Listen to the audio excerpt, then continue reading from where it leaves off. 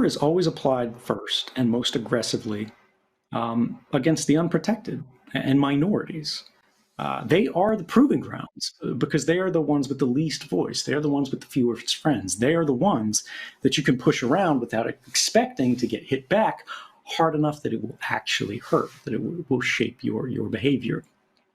But the thing is, we've seen this over the last 2 decades in the war on terrorism happen in incredible ways, from the war on a religion, on a belief, on a system, and all the governments that come with it. Nobody cared when they created drones and they started flying them over Afghanistan and places like Yemen. CIA and NSA partnering on programs that were literally called shenanigans.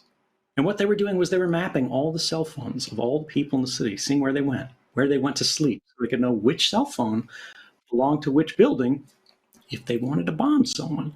And now, if we can bring up that flight map of Portland, we see these same technologies of flying circuits around a city to observe people, to observe devices, and they deny it in this way and that way, and maybe they aren't doing it this way or that way. But the technology exists, they have it, they buy it, they don't tell anybody about it. It's being procured, you see it in the budgets. And then every time there's a protest now, whether it's in Baltimore, whether it's in Portland, whether it's in Austin, there is a plane in the sky keeping an eye on us. And even if it's not, there's an eye in our pocket that we paid for that's keeping an eye on us.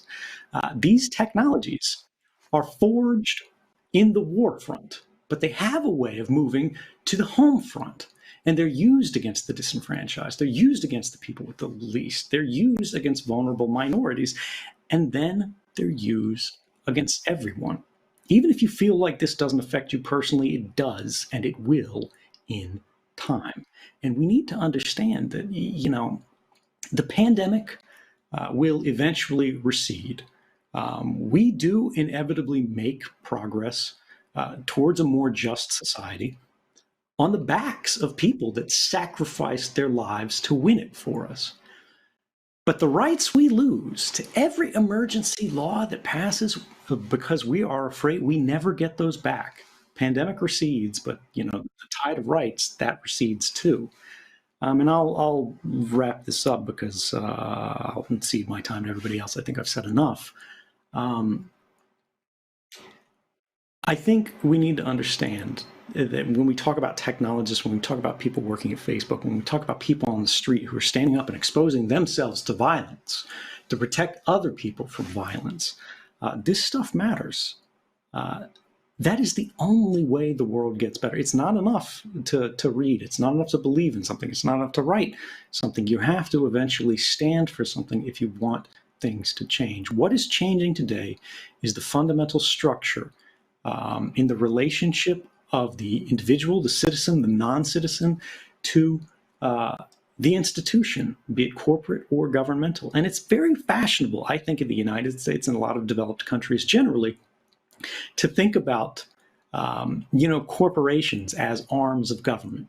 We see the chummy relationship. We see how much influence happens there. But when you think about who has the most influence over what laws get written and what laws get passed in the United States, I think we need to seriously consider that perhaps it's government that's becoming an arm of the corporation. No, and that's I think one of the most important reminders in all of this. We have, had already gone into close to 2 hours of conversation and haven't even talked in depth about facial recognition technology. But I think this last point that you made in terms of how the same people that are creating the technology are trying to go to DC to write the laws is precisely what we're witnessing in this moment.